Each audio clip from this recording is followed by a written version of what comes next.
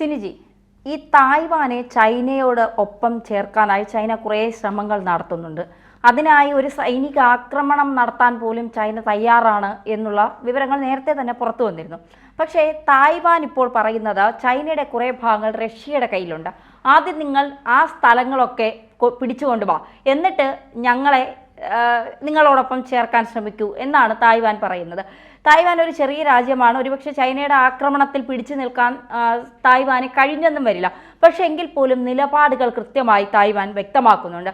എന്തായിരിക്കും ഇനി തായ്വാന്റെ കാര്യത്തിൽ ഈ ചൈന എടുക്കുന്ന ഒരു നിലപാട് തീരുമാനം? പ്രത്യേകിച്ച് അമേരിക്കയുടെയൊക്കെ ഒരു സപ്പോർട്ട് ചൈനയ്ക്ക് ഇക്കാര്യത്തിൽ ഉണ്ട് എന്നുള്ളതാണ്. അപ്പോൾ എന്തായിരിക്കും ഇനി ഒരു നിലപാടെടുക്കുക? ഈ തൈവാനെ സ്വന്തമാക്കാൻ വേണമെങ്കിൽ യുദ്ധം ചെയ്യാനും ഞങ്ങൾ തയ്യാറാണെന്നാണ് ചൈന പറയുന്നത്. അപ്പോൾ എപ്പോഴും തൈവാനെ കൂടെ ഒപ്പം നിർത്താനായിട്ട് ചൈന ഒരുപാട് ശ്രമങ്ങൾ നടത്തി. 1996 അവർ ആദ്യമായി ഒരു സ്വതന്ത്ര തെരഞ്ഞെടുപ്പ് നടത്തിയപ്പോൾ ആ സമയത്ത് മിസൈൽ അങ്ങോട്ടേക്ക് വിട്ടുകൊണ്ടാണ് ഈ തൈവാനെ പേടിപ്പിച്ചത്. പക്ഷേ ഈ തൈവാനെ ഒന്നും ചെയ്യാൻ പറ്റാത്തത് അമേരിക്കയുടെ സപ്പോർട്ട് തൈവാനുണ്ട്. അതുകൊണ്ടാണ് ഒന്നും ചെയ്യാൻ പറ്റാത്തത്. ഇപ്പം ഈ തൈവാനെ ഇവർക്ക് വേണമെന്നുള്ള അവകാശവാദമൊക്കെ ഉന്നയിക്കുന്നുണ്ടെങ്കിലും നിലവിലെ പ്രസിഡന്റായ വില്യം ലായ് ഇതിനെ എതിർക്കുന്ന ഒരു നിലപാടാണ് സ്വീകരിക്കുന്നത്. ഞങ്ങൾ ഒരിക്കലും അവരോടൊപ്പം ചേരില്ല എന്നൊക്കെ പറഞ്ഞു.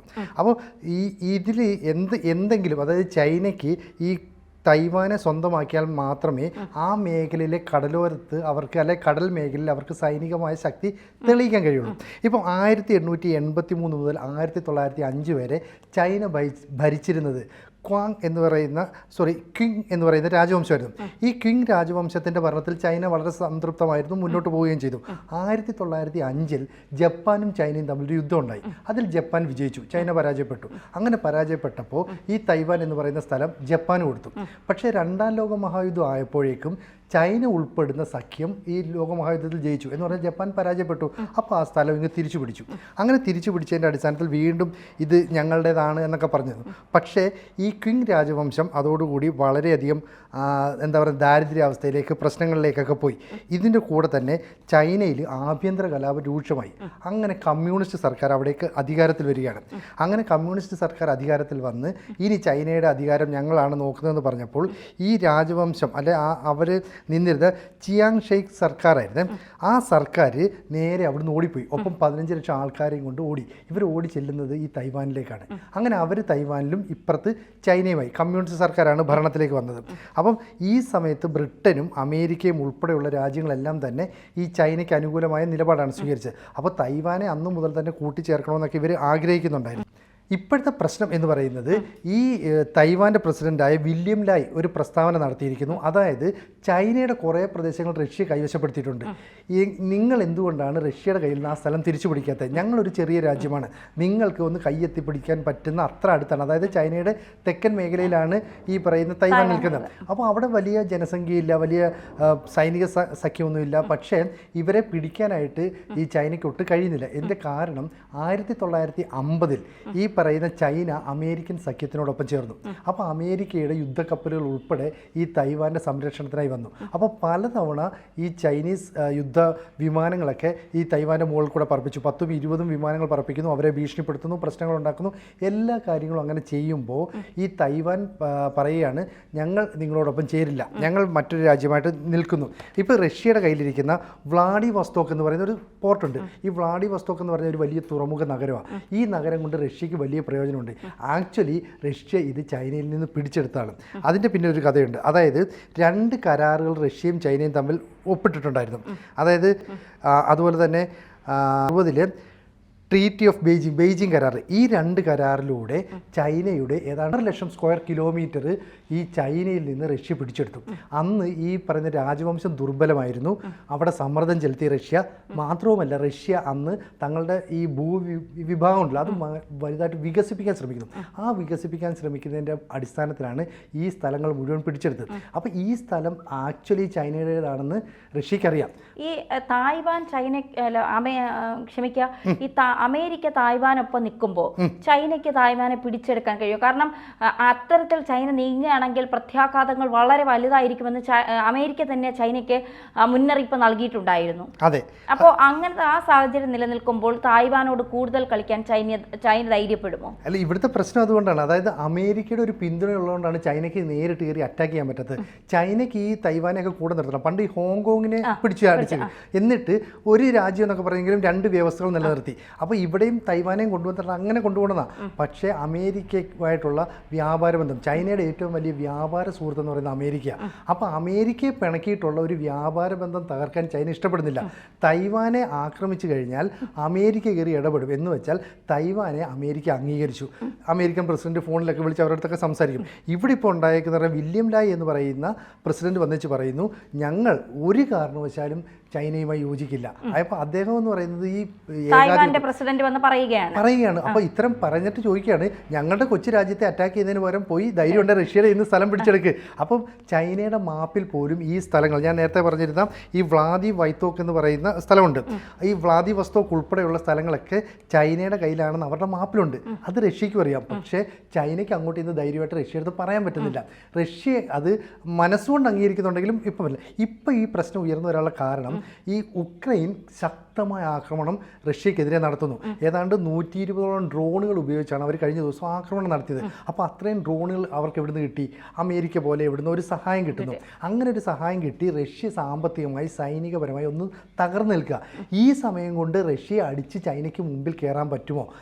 ഷീ ജിൻപിങ് അല്ലേ, അദ്ദേഹം ഷീ ജിൻപിങ് ശ്രമിക്കുകയാണ്. ഇനി അങ്ങനെ ഒരു ശ്രമം നടത്താൻ പറ്റുമോ എന്ന് നോക്കുന്നു. പക്ഷേ അതിനൊക്കെ നടത്താൻ ശ്രമിക്കുമ്പോഴും റഷ്യയുടെ അടുത്ത് നേരിട്ട് കളിക്കാൻ ചൈനയ്ക്ക് പേടിയാണ്. ചൈനയ്ക്ക് മുട്ടിടിക്കുന്നുണ്ട്. അതെ, ഇവർ പരസ്പരം പറയുന്നത് നമ്മൾ കമ്മ്യൂണിസ്റ്റ് രാജ്യങ്ങളാണ്, നമ്മൾ ഫ്രണ്ട്സാണ്, സഖാവാണെന്നൊക്കെ പറയുമെങ്കിലും മനസ്സിൻ്റെ ഉള്ളിൽ ഈ പറയുന്ന അങ്ങോട്ടും ഇങ്ങോട്ടുമുള്ള ഒരു ശത്രുതാപരമായ നിലപാടുണ്ട്. ഒപ്പം ഈ പറയുന്ന ചൈനയിലെ ആളുകൾ എന്ന് പറഞ്ഞാൽ അവർ ഈ കമ്മ്യൂണിസ്റ്റുകാരാണെങ്കിലും അവർ ഭയങ്കര എന്താ പറയുക ദേശീയവാദികളാണ്. അപ്പം ഈ രാജവംശത്തിൻ്റെ ഭരണത്തിലൊക്കെ അവർക്ക് ഭയങ്കര ഇഷ്ടമായിരുന്നു. ഈ കിങ് രാജവംശത്തിൻ്റെ ഭരണത്തിലുണ്ടായ നേട്ടങ്ങളൊക്കെ അവർ സന്തോഷമാണ്. പക്ഷേ അതിനുശേഷം ഫ്രാൻസും ബ്രിട്ടനുമായിട്ടൊക്കെ തുടർച്ചയായി യുദ്ധം ചെയ്യേണ്ടി വന്നതുകൊണ്ടാണ് കിങ് രാജവംശം തകർച്ചയിലേക്ക് പോയത്. അങ്ങനെയാണ് ഈ തൈവാൻ അവിടുന്ന് അവർക്ക് നഷ്ടപ്പെടുകയും ചെയ്തത്.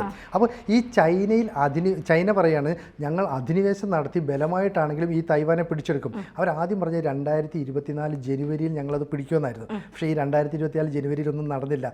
മാത്രമല്ല ഈ ജനുവരിയിലാണ് തൈവാനിലെ വില്യം ലായുടെ നേതൃത്വത്തിലുള്ള പുതിയ സർക്കാർ അധികാരത്തിലേക്ക് വന്നത്. അപ്പോൾ പുതിയ സർക്കാർ അധികാരത്തിലേക്ക് വരുമ്പോൾ അദ്ദേഹത്തിന് 50% വോട്ട് കിട്ടിയിട്ടാണ് വരുന്നത്. അപ്പോൾ ഇദ്ദേഹം കടുത്ത ഈ ചൈന വിരോധിയാണ്. ചൈനയുമായിട്ട് യാതൊരു വിധത്തിലും ബന്ധമില്ല. ഒപ്പം അമേരിക്കയുമായിട്ടുള്ള നല്ല ബന്ധങ്ങൾ കാത്തു സൂക്ഷിക്കുകയും ചെയ്യും. അപ്പം വേണമെങ്കിൽ ചൈനയ്ക്കൊരു അറ്റാക്കൊക്കെ നടത്തി ഈ തൈവാനെ പിടിക്കാം. കാരണം അത്രയും കയ്യകലത്തിലുള്ള സ്ഥലമാണ്. പക്ഷേ ചെയ്യാത്തത്, അങ്ങനെ ചെയ്താൽ ചൈനയ്ക്ക് മേൽ ഉപരോധം ഏർപ്പെടുത്താം. ആ ഉപരോധം ഏർപ്പെടുത്താൻ മുമ്പിൽ നിൽക്കുന്നത് അമേരിക്കയായിരിക്കും. അപ്പോൾ അവരുടെ വ്യാപാര ബന്ധങ്ങൾ മൊത്തം തകർന്നു. പിന്നെ അവരുമായിട്ടൊരു ബന്ധം ഉണ്ടാകില്ല. മാത്രമല്ല UN ഉപയോഗിച്ചായിരിക്കും ഈ ഉപരോധം ഏർപ്പെടുത്തുക. അപ്പോൾ ലോക രാജ്യങ്ങൾ മുഴുവൻ ചൈനയ്ക്കെതിരാകും. അപ്പോൾ ഒരു തൈവാന് വേണ്ടി, ഒരു ചെറിയൊരു രാജ്യത്തിന് വേണ്ടിയിട്ട് നമ്മൾ അങ്ങനെ ഒരു കൈവിട്ട കളി കളിക്കണമെന്ന് വിചാരിച്ചിട്ട് ഇവരെ ഇങ്ങനെ കൺഫ്യൂഷൻ നിൽക്കാം. അപ്പോഴാണ് ഷീ ജിൻപിങ്ങിനെ ഉൾപ്പെടെയുള്ളവരെ പ്രകോപിപ്പിക്കുന്ന രീതിയിൽ ഈ തൈവാൻ നിലപാട് പ്രഖ്യാപിച്ചിരിക്കുന്നത്. കാരണം ഇവർ പറയുന്നതനുസരിച്ച് ഇത്രയും വലിയ സ്ഥലം, ഏതാണ്ട് 6 ലക്ഷം സ്ക്വയർ കിലോമീറ്റർ ഉണ്ടെന്നല്ലേ, ഇത്രയും സ്ക്വയർ കിലോമീറ്റർ എന്ന് പറയുന്നത് ഏതാണ്ട് അഫ്ഗാൻ, ഫ്രാൻസ്, അതുപോലെ മ്യാൻമാർ, ഈ 3 രാജ്യങ്ങളൂടെ ചേർന്നാൽ എത്ര വലുപ്പമുണ്ടോ അത്രയും സ്ഥലമുണ്ട്. അല്ലെങ്കിൽ ഉക്രൈൻ എത്ര വലുപ്പമുണ്ടോ അത്രയും സ്ഥലം. അപ്പോൾ അത്രയും സ്ഥലം ചൈനയിൽ നിന്ന് കയ്യേറി റഷ്യ കൈവച്ചിരിക്കുകയാണ്. പിന്നെ പലപ്പോഴായി ചൈനയിൽ നിന്ന് റഷ്യ പിടിച്ചെടുത്ത സ്ഥലങ്ങളുണ്ട്. മൊത്തം കൂട്ടിയാൽ ഏതാണ്ട് 1 മില്യൺ സ്ക്വയർ കിലോമീറ്ററോളം വരും. അപ്പോൾ ഇത്രയും വിശാലമായ ഭൂമി ചൈനയിൽ നിന്ന് റഷ്യ പിടിച്ചെടുത്തു. ധൈര്യമുണ്ട്, തിരിച്ചു പിടിക്കട, പ്രകോപിപ്പിക്കുകയല്ലേ. വളരെ കൃത്യമായിട്ട് തൈവാൻ പ്രകോപിപ്പിക്കുക. ഇതിനോട് എങ്ങനെ പ്രതികരിക്കുമെന്നുള്ളതാണ്. പക്ഷേ ഈ ഒരു പ്രകോപനം ചൈനയെ സംബന്ധിച്ചിടത്തോളം വലിയ നാണക്കേട് ഉണ്ടാക്കുന്ന ഒന്നല്ലേ? പ്രത്യേകിച്ച് തായ്വാൻ തങ്ങൾ പിടിച്ചെടുക്കാൻ നിൽക്കുന്ന ഒരു രാജ്യമാണ്. ആ സമയത്ത് തന്നെ ഈ റഷ്യയിൽ നിന്ന് പോയി നിങ്ങളുടെ സ്ഥലം പിടിച്ചെടുത്തുകൊണ്ട് വരൂ എന്ന് പറയുമ്പോൾ ചൈനയെ സംബന്ധിച്ചിടത്തോളം ഒരു നാണക്കേടും ഒരു വലിയ രീതിയിലുള്ള ഒരു ബുദ്ധിമുട്ടുളവാക്കുന്ന കാര്യമാണ്. അപ്പോൾ ഏത് രീതിയിൽ സൈനികപരമായി തായ്വാനെ ആക്രമിക്കാനുള്ള എന്തെങ്കിലും സാധ്യതയുണ്ടോ? ഇവിടെ ഇപ്പോൾ സംഭവിക്കുന്നത് തൈവാനെ ആക്രമിക്കുക എന്ന് പറഞ്ഞാൽ അതോടുകൂടി അമേരിക്ക ഉപരോധം ഏർപ്പെടുത്തും. അമേരിക്കയുമായ വ്യാപാര ബന്ധം തകരും. അപ്പോൾ ചൈനയുടെ നിലനിൽപ്പ് എന്ന് പറയുന്നത് ട്രേഡാണ്. അവിടെ ഉണ്ടാക്കുന്ന ചെറിയ ചെറിയ സാധനങ്ങൾ, കുടിൽ വ്യവസായം പോലെ ഉണ്ടാക്കുന്ന ഇലക്ട്രോണിക് ഉൽപ്പന്നങ്ങൾ സാധനങ്ങൾ ഇതെല്ലാം തന്നെ അമേരിക്കയിലേക്കാണ് കയറ്റി അയക്കുന്നത്. അപ്പോൾ അവരുമായുള്ള ബന്ധം തകരും. പിന്നെ അടുത്ത ഓപ്ഷൻ എന്ന് പറയുന്നത് റഷ്യയിൽ പോയി അവരെ അറ്റാക്ക് ചെയ്തിട്ട് ഈ സ്ഥാനം പിടിക്കുക എന്നുള്ള. അതിന് വേണേൽ അമേരിക്ക ആന്തരികമായി സപ്പോർട്ട് ചെയ്യും. പക്ഷേ അപ്പോഴൊരു പ്രശ്നം എന്ന് പറയുന്നത് അമേരിക്ക ഈ റഷ്യ എന്ന് പറയുന്നത് ചൈന കാണുന്ന രീതിയിലുള്ള ഒരു ശക്തിയൊന്നുമല്ല, വലിയ രാജ്യമാണ്. മാത്രമല്ല റഷ്യ എപ്പോഴും അറിയുന്നുണ്ട് റഷ്യയുടെ ഒന്നാം സ്ഥാനം തകർക്കാൻ ചൈന ഇങ്ങനെ നോക്കിയിരിക്കുകയാണ്. ഒരു ചെറിയ അവസരം കിട്ടിയാൽ പോലും ചൈന റഷ്യ അറ്റാക്ക് ചെയ്യും. ഇപ്പോൾ ഈ പറയുന്ന മേഖലയിൽ ചൈനയ്ക്ക് എന്ന് പറയുന്നത് ഈ കടൽ മാർഗമുള്ള ട്രേഡ്, അതായത് വ്യാപാരം അത്ര സുഗമമല്ല. എങ്ങനെ ട്രേഡ് നടത്തിയാലും അത് ഇന്ത്യയുടെ ഭാഗത്തൂടെ ഒക്കെ കടന്നു പോകേണ്ടി വരും. അപ്പോൾ ഈ റഷ്യ പിടിച്ചെടുത്ത സ്ഥലങ്ങൾ തിരിച്ചു കിട്ടുകയാണെങ്കിൽ ഈ വ്ളാദിവോസ്റ്റോക്ക് എന്ന് പറയുന്ന തുറമുഖ നഗരം ഉൾപ്പെടെ ഇവരുടെ കയ്യിലേക്ക് കിട്ടിയാൽ ഈ ട്രേഡ് കുറച്ചുകൂടെ സുഗമമാവും. ആ രീതിയിൽ മുന്നോട്ട് പോകാൻ പറ്റുമെന്ന് അവർ ശ്രമിക്കുന്നുണ്ട്.